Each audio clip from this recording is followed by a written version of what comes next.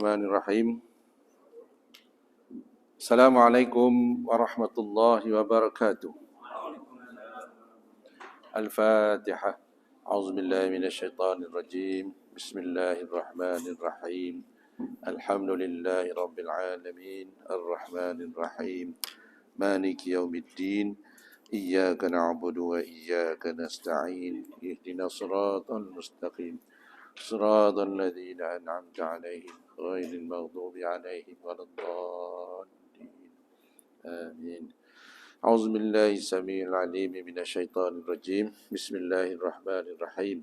الحمد لله رب العالمين والصلاة والسلام على أشرف الأنبياء والمرسلين وعلى آله وصحبه أجمعين. اللهم ارزقنا متابعة النبي صلى الله عليه وسلم أولا وآخرا وظاهرا وباطنا وقولا وفعلا وعبادة وعملا صالحا. اللهم افتح علينا حكمتك وانشر علينا من خزائن رحمتك يا أرحم الراحمين. اللهم أخرجنا من ظلمات الوهم وأكرمنا بنور الفهم وافتح علينا بمعرفتك وسهل لنا أبواب فضلك يا أرحم الراحمين. والحمد لله رب العالمين. أما بعد. Alhamdulillah, apa khabar tuan-tuan muslimin muslimat? Waktu balik. Baik. Ke mana? Ini. Oh, okey. Baik, terbalik. Ada rasa tak selesa? Baik. Terima kasih. Apa khabar tuan-tuan sekalian? Alhamdulillah. Moga-moga kita terus dikurniakan kesihatan oleh Allah Subhanahu Wa Taala. Terutama sekarang kita telah berada dalam bulan Rajab, dan Allahumma balighna fi Rajab wa Sya'ban wa balighna Ramadan. Insya-Allah, moga-moga Allah panjangkan usia kita, Sya'ban, Ramadan, dan juga sekarang kita berada di dalam bulan Rajab. Insya-Allah tak lama lagi kita nak sabut Isra wal Mi'raj. Isra wal Mi'raj, insya-Allah. Jadi itu pun satu tarikh ataupun peristiwa besar yang setiap tahun kita mengingatinya, mengulang kaji, membuat refleksi, membuat ulang kaji dan mengambil pengajaran daripada peristiwa tersebut. Sidang jamaah muslimin muslimat yang dirahmati Allah sekalian, bersyukur kehadiran Allah Subhanahu Wa Taala pada malam ini dapat lagi kita bertemu dalam siri pengajian kitab Al-Azkar oleh Imam Nawawi rahimahullah ta'ala alaih. Qala al-musannif rahimahullah ta'ala wa nafa'ana bi'ulumihi fid darin amin. Kita pada perkara kedua, muka surat 26, iaitu keutamaan zikir yang tidak terikat waktunya. Itu berkaitan dengan fi fadli zikr ghaira muqayyad bi waqtin, iaitu satu keadaan di mana zikir yang tidak terikat dengan waktu. Dia bebas, boleh berzikir bila-bila masa. Ada juga zikir yang bergantung ataupun terikat dengan waktu. Zikir waktu pagi, zikir waktu terbit matahari, zikir ketika sebelum terbit fajar, sebelum terbit matahari, zikir sebelum gelincir matahari, zikir selepas zuhur, zikir sebelum maghrib dan sebagainya. Tetapi pada malam ini kita nak membicarakan tentang suatu lagi tajuk berkaitan dengan zikir yang tidak terikat waktunya. Seperti mana firman Allah Subhanahu Wa Taala. Qala Allah Taala wa la zikrullahi akbar. Jadi situ wa la zikrullahi akbar. Dan sesungguhnya mengingati Allah adalah lebih besar. Mengingati Allah itu lebih besar. Jadi di sini dia ada kaitan dengan perintah salat. Kalau kita tengok di sini, iaitu daripada surah Al-Ankabut, ya. Kita tengok bermula dengan utlu ma uhiya ilaika minal kitab wa aqimis salah. Itu dia mulakan, iaitu bacalah serta ikutlah wahai Muhammad akan apa yang diwahyukan kepadamu dari Al-Quran. Wa aqimis salah, dan dirikan sembahyang. Dirikanlah sembahyang dengan tekun. Sesungguhnya sembahyang itu innas salata tanha 'anil fahsya'i wal munkar wa la zikrullahi akbar. di ujung ayat itu sekali, wallahu ya'lamu ma tasna'un. Iaitu bacalah serta ikutlah wahai Muhammad akan apa yang diwahyukan kepadamu dari Al-Quran, dan dirikan sembahyang dengan tekun. Sesungguhnya sembahyang itu mencegah dari perbuatan yang keji dan mungkar, dan sesungguhnya mengingati Allah adalah lebih besar faedahnya dan kesannya, dan ingatlah Allah mengetahui akan apa yang kamu kerjakan. Baik. Jadi di sini disebut supaya kita berzikir kepada Allah walaupun di luar salat. Dan di luar salat, yang paling penting, yang paling utama ialah berzikir kepada Allah Subhanahu wa taala. Baik. Jadi seterusnya dalam ayat lain Allah Subhanahu wa taala berfirman, "Fazkuruni azkurkum washkuruli wala takfurun." Kerana itu ingatlah kamu kepadaku, nescaya aku ingat pula kepadamu, dan bersyukurlah kepadaku, dan kamu janganlah mengingkari nikmatku. Jadi ayat ini perintahnya ialah untuk berzikir. Zikir, ingat Allah, kerana Allah juga akan mengingati kita. Dan antara ingat Allah dengan pada kita dengan kita mengingat Allah, mana lebih di antara Allah dengan kita? Allah mengingati kita itu lebih daripada kita mengingati Allah. Allah ingat kita sepanjang masa. Asal kita minta, Allah beri. Asal kita minta, Allah beri. Kita mohon ampun, Allah memberi pengampunan. Kita meminta, Allah memberi apa yang kita minta. Tetapi adakah kita mengingati Allah itu sentiasa mengingati Allah? Jadi kadang-kadang kita lalai juga daripada mengingati Allah, berbanding dengan Allah mengingati kita sepanjang masa. Tak pernah miss, tak pernah terlepas peringatan ataupun Allah kepada hamba-hambanya. Dan itu dikatakan sini, fazkuruni azkurkum. Sekiranya ingatlah kamu kepadaku, nescaya aku ingat pula kepadamu. Sebaliknya, kalau kita lupa pada Allah, berarti bukan Allah lupa kita, cuma kita tidak mendapat rahmat daripada Allah. Artinya Allah lupa lah. Allah tak nampak kita lah. Rahmat Allah tidak turun pada kita, kerana kita lupa Allah. Tapi di sini Allah ada pesan, ingatlah aku, kerana aku akan mengingati kamu. Kerana ingat kita pada Allah itu tidak memberi apa-apa kesan pada Allah, kan? Tapi ingat Allah pada kita itu sangatlah kita mengharapkan. Kita sangat mengharapkan ingatan ataupun rahmat Allah Subhanahu wa taala. Sebab itu Allah perintah kita ingat Allah, kerana kita bergantung, harap dan mengharapkan pemberian nikmat dan segala-galanya daripada Allah Subhanahu wa taala. Sebab itu Allah dah sebut siap-siap, ingatlah aku, dan aku akan mengingati kamu. Jadi untuk itu, untuk lebih memudah ataupun lebih menjadikan kita lebih bahagia, lebih sempurna, lebih tenang, lebih aman dan sebagainya di dunia ini, maka ingatlah Allah. Kerana ingat kita itu boleh membawa kepada ingatan Allah kepada kita. Dan bila Allah ingat kita, tentulah ada rahmat, ada ganjaran, ada balasan baik daripada Allah Subhanahu Wa Taala. Washkuruli, dan bersyukurlah kepadaku. Bukan saja ingat, tapi bersyukur. Karena selepas kita ingat Allah, berarti kita mendapat rahmat daripada Allah, mendapat ganjaran, mendapat segala nikmat dan segala-galanya. Maka apabila dah dapat nikmat, dapat rahmat dan sebagainya daripada Allah, kasih sayang Allah kepada kita, washkuruli, bersyukurlah kepadaku. Washkuruli wala takfurun, dan janganlah engkar nikmatku. Jadi di sana ada kaitan dan zikir kita dengan nikmat yang kita terima. Lebih zikir kita kepada Allah, lebih nikmat yang kita terima. Lebih zikir kepada Allah, lebih rahmat turun kepada kita. Lebih zikir kepada Allah, lebih tenang hati kita. Karena ala bi zikrillah tatmainnul qulub. Karena bukankah mengingati Allah itu menenangkan hati? Itu kita sebut tadi. Kalau lebih zikir pada Allah, maka lebihlah ketenangan itu turun kepada kita. Jadi bila dah dapat ketenangan, dapat nikmat, dapat segala-galanya, yang membahagiakan kita dan keluarga dan masyarakat, maka Allah sebut lagi, washkuruli, syukurlah kepadaku.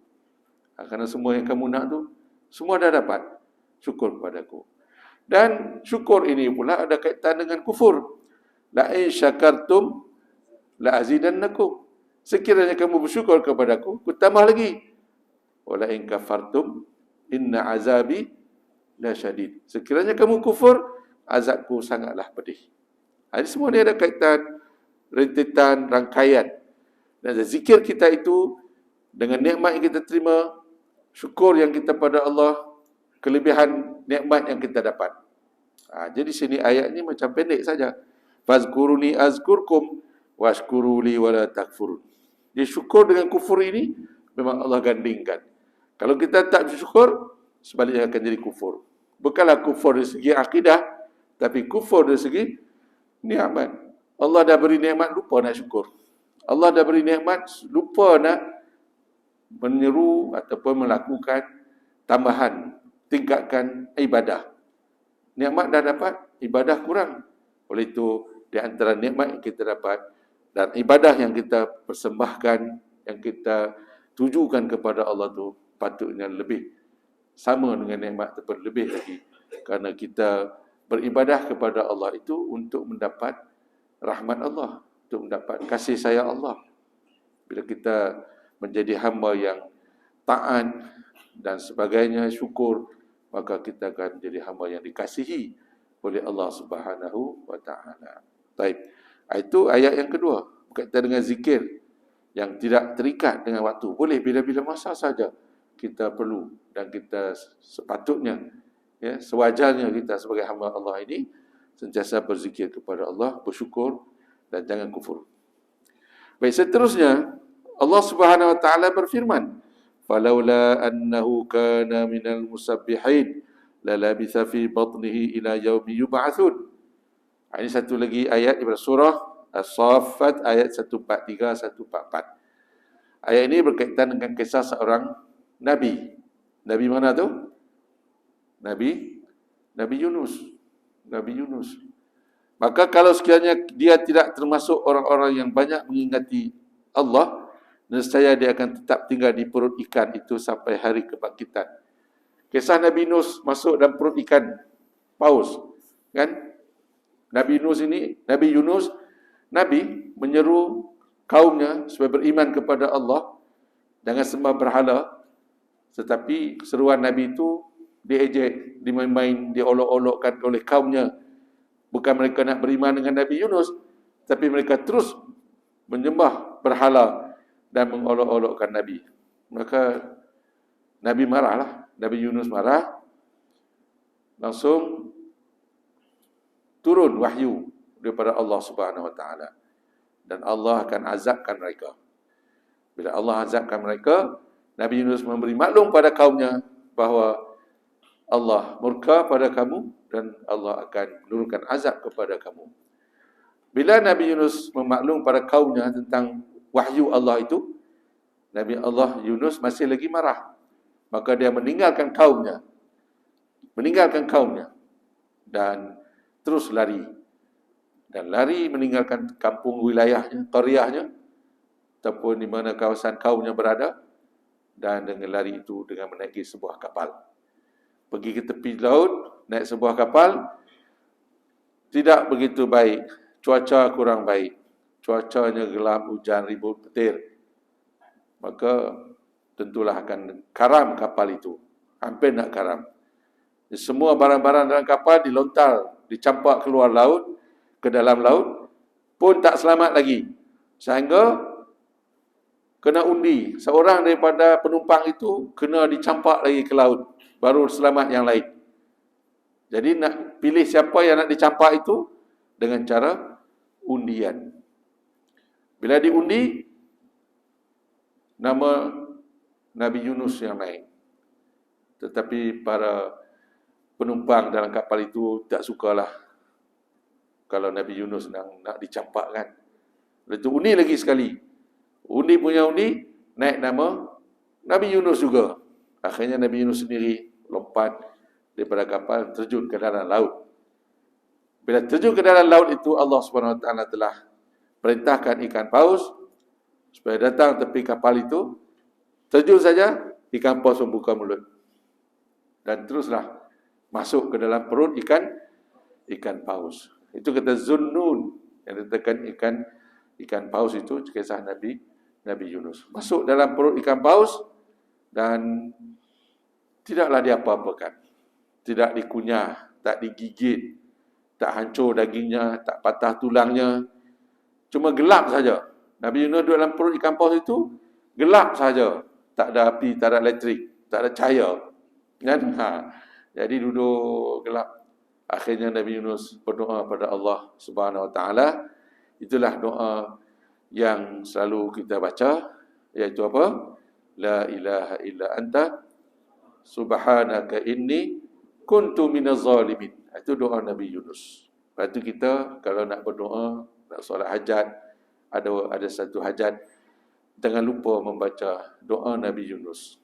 Kerana Allah dah makbulkan doa Nabi Yunus, selamatkan Nabi Yunus daripada perut ikan paus, dan selamatlah Nabi Yunus. Apa doanya? La ilaha illa anta subhanaka inni kuntu minaz zalimin. Amal-amalkanlah doa itu, insya-Allah. Jadi di sini apa kaitan dengan ayat ataupun surah ayat yang kita baca ini 143 144 daripada surah As-Saffat.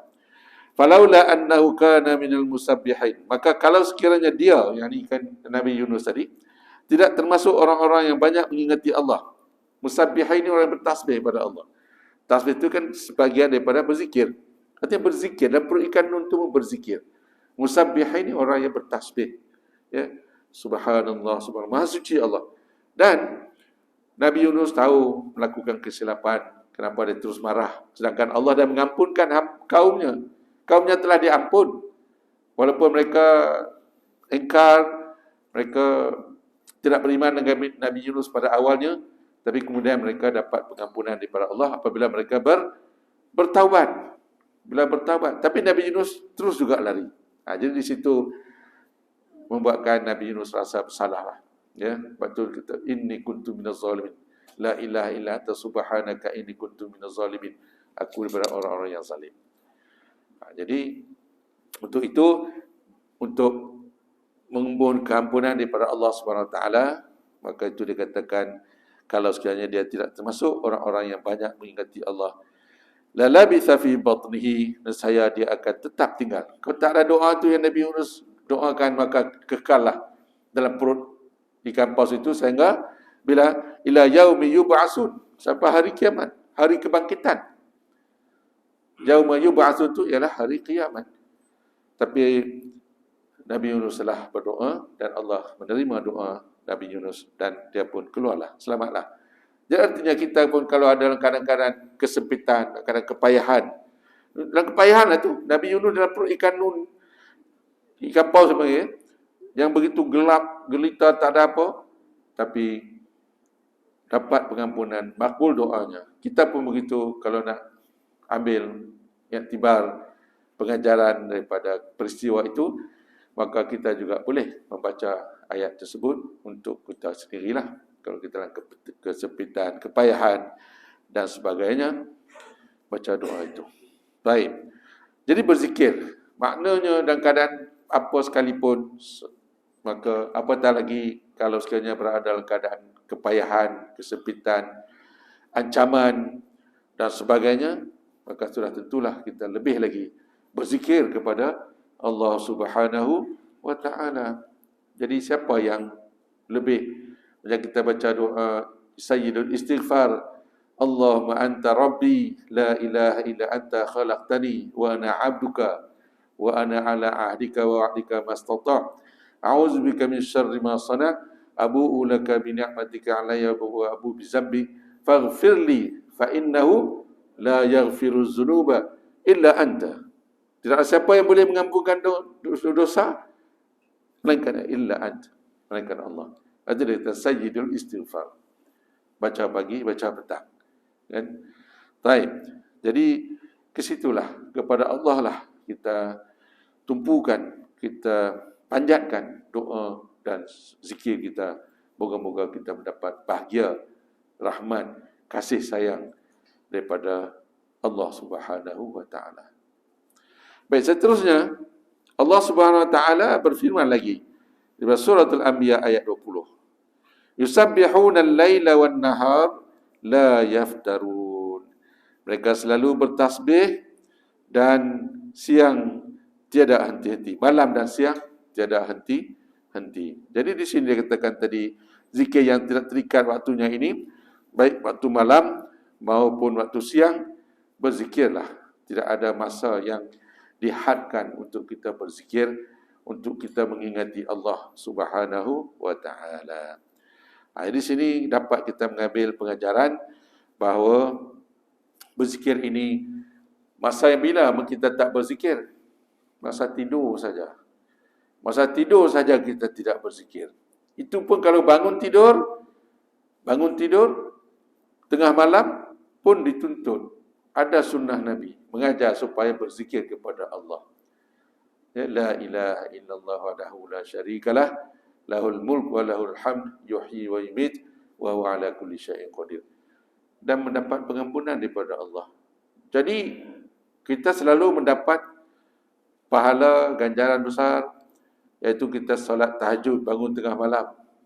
Tapi kalau tak sempat nak tahajud pun, malas sangat nak tahajud, mengantuk, bangun pagi, tengah malam bangun, terbangun. Bila terbangun, tersedar itu, nak tidur balik. Nak tidur balik itu pun, sebelum tidur balik itu, zikir lagi. Berzikir lagi. La ilaha illallah wahdahu la syarikalah, lahul mulk wa lahul hamd, yuhyi wa yumit, wa huwa ala kulli syai'in qadir. Maka dapatlah pahala yang besar ketika itu, kerana di tengah malam kita berzikir kepada Allah. Sebab itu tengah malam ini istimewa. Apa-apa amalan di tengah malam sangat istimewa. Sebelum subuh lah, sebelum waktu fajar, sebelum terbit fajar, berzikir, istighfar, banyak ganjaran besar pahalanya, dan berganda-ganda pahalanya. Jadi peluang bangun awal pagi, bangun pukul 5 pagi, fajar ataupun subuh pukul 5, pukul 6 berapa 16. Jadi sebelum itu berzikirlah. Solat tahajud, solat taubat, ataupun dah lebih solat, berzikirlah pula, bermunajat dan sebagainya. Baik. Jadi ini semua membawa kita kepada mendekatkan diri kepada Allah Subhanahu wa taala. Jadi yusabbihuna al-laila wan-nahar.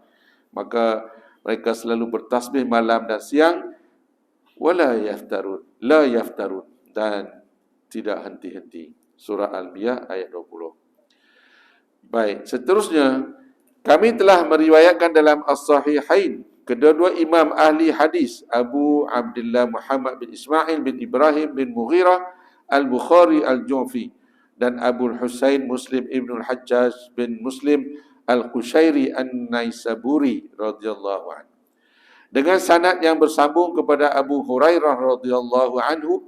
Beliau adalah Abdul Rahman bin Syaqar, menurut pendapat yang paling benar daripada sekadar 30 pendapat. Beliau adalah sahabat yang paling banyak meriwayatkan hadis bila dia mengatakan bahawa Rasulullah sallallahu alaihi wasallam bersabda, kalimatani khafifatani 'ala lisan, thaqilatani fil mizan, habibatani ila rahman, subhanallah wa bihamdih, subhanallahil azim. Apa maknanya? Kalimatani itu dua kalimah.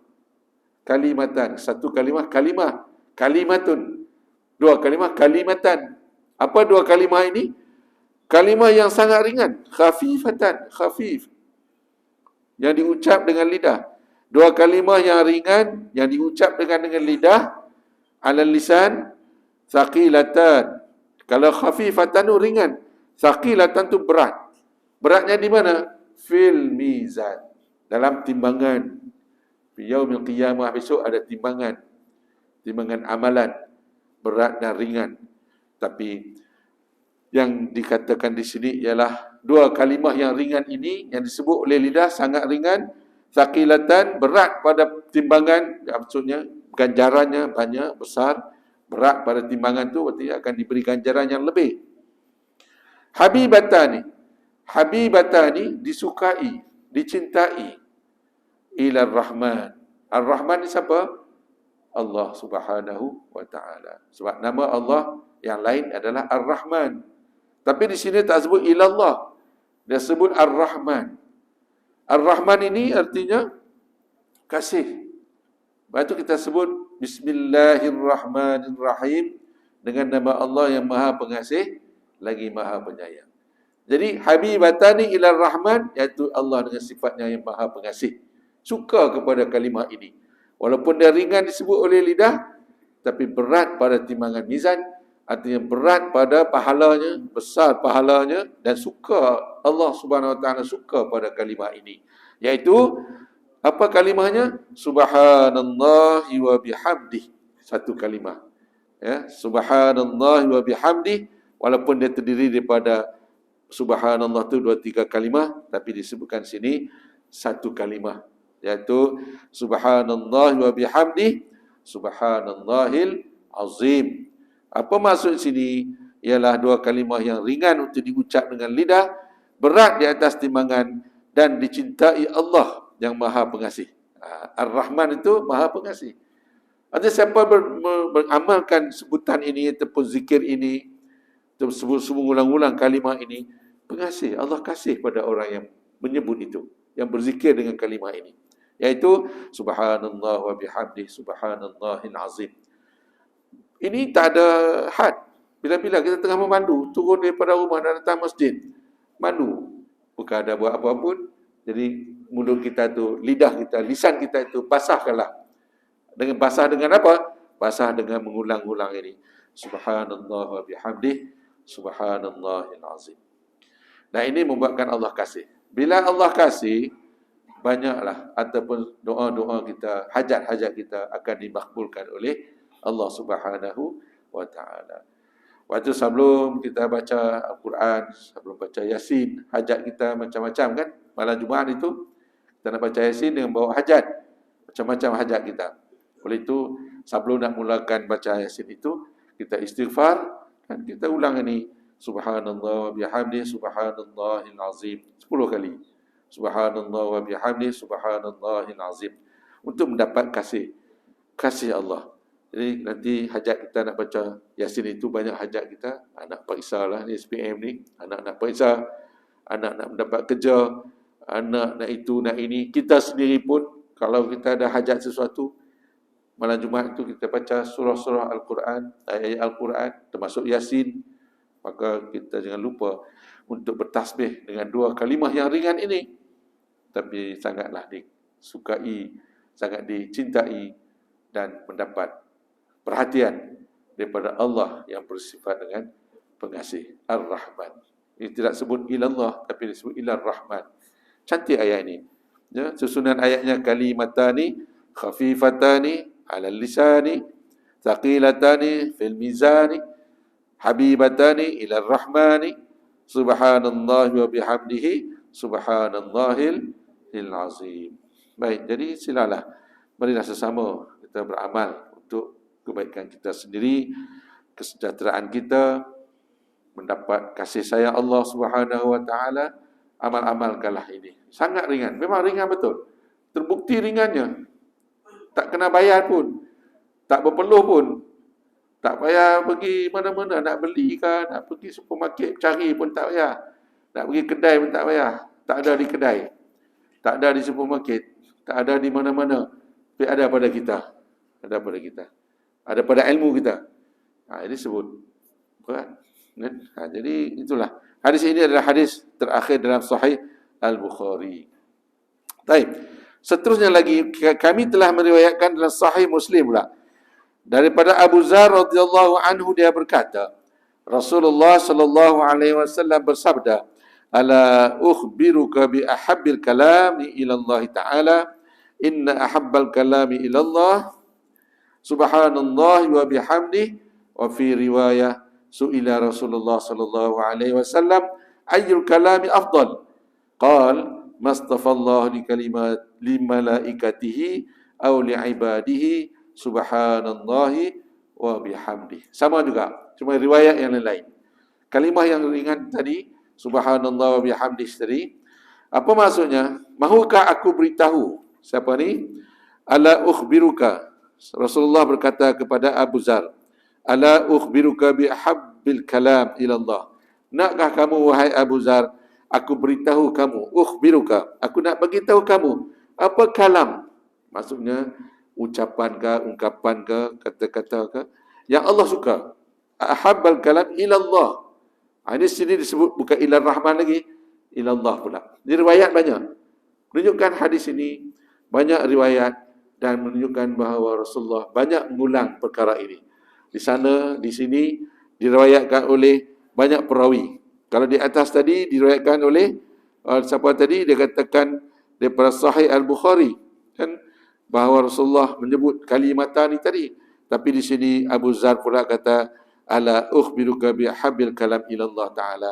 Nak tidak atau aku, mahukah aku beritahu kepadamu tentang perkataan yang paling Allah cintai, Allah suka, iaitu inna ahabbal kalami ila Allah, sesungguhnya perkataan yang paling Allah cintai, Allah suka sangat, ialah subhanallahi wa bihamdih. Tapi dia tak sebut ini subhanallahil azim, sebut subhanallahi wa bihamdih saja. Ini riwayat ini. Maha suci Allah dan segala puji baginya. Ya, Maha suci Allah. Jadi kita kena mensucikan Allah dengan subhanallah dan memuji Allah dengan tahmid, iaitu alhamdulillah. Maha suci Allah dan segala puji baginya. Dalam riwayat lain disebut Rasulullah SAW ditanya, perkataan apa yang paling utama? Ayyul kalam afdal. Ada dalam riwayat lain Nabi ditanya, apakah kalam yang lebih afdal? Para sahabat zaman itu yang ada di sekeliling Nabi, mereka sentiasa nak tahu yang terbaik. Nak tahu daripada Nabi apa yang terbaik. Apakah kalam yang terbaik wahai Rasulullah? Kami nak amalkan. Jadi Rasulullah kata, iaitu perkataan yang paling baik, apa yang dipilih oleh Allah untuk para malaikatnya atau hamba-hambanya adalah subhanallah wa bihamdi, maha suci Allah dan segala puji baginya. Maksudnya kalimah ini disebut oleh para malaikat. Jadi Allah memilih kalimah ini untuk diamalkan, untuk dilafazkan. Itu dikatakan apa yang dipilih oleh Allah untuk malaikatnya. Jadi subhanallah wa bihamdi ini memang jadi zikir para malaikat. Dan seterusnya li'ibadihi, dan pada hamba-hambanya, pada kita lah hamba-hamba Allah Subhanahu wa taala, iaitulah subhanallahi wa bihamdi. Sangat mudah, sangat ringan, tapi balasan ganjaran pahala sangat besar. InsyaAllah mari sama-sama kita amalkan. Maha suci Allah dan segala puji baginya. Ya, mudah saja. InsyaAllah moga-moga kita berjumpa lagi dalam tajuk seterusnya, perkara 14. Ya, InsyaAllah. Kita tamat saja di situ dulu dan amalkan apa yang kita tahu, walaupun sedikit tapi besar maknanya. Sangat bermakna bagi kita dunia dan akhirat. Sekian saja, wallahu a'lam bissawab. A'udzubillahi minasyaitonir rajim. Bismillahirrahmanirrahim. Alhamdulillahi rabbil alamin, wassalatu wassalamu ala asyrafil anbiya'i wal mursalin wa ala alihi wa sahbihi ajma'in. Allahumma arzuqna mutaba'atan Nabi sallallahu alaihi wasallam awwala wa akhira wa zahira wa batina wa qawla wa fi'la wa ibadata wa amala salihah. Wa sallallahu ala sayyidina Muhammad wa ala alihi wa sahbihi ajma'in. Walhamdulillahi rabbil alamin. Taqabbalallahu minkum.